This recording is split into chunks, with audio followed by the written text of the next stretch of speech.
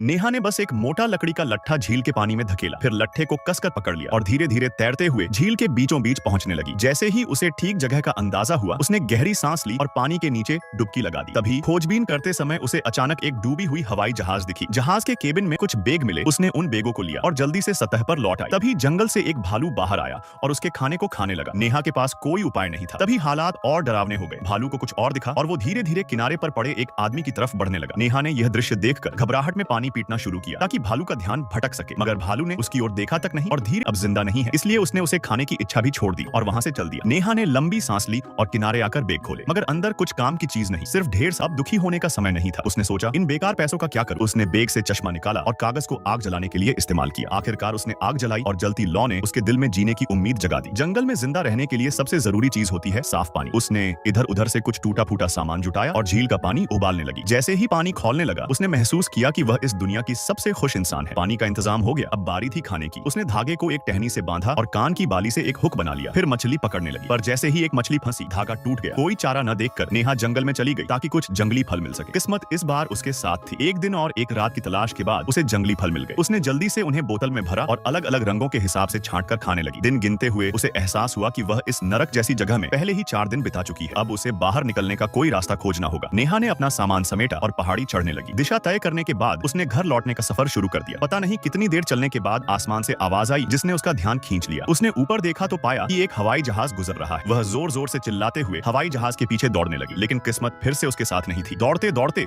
उसने पैरों के नीचे ध्यान नहीं दिया और सीधा कई 100 मीटर गहरे गड्ढे में गिर गई। जब होश आया तो उसने देखा कि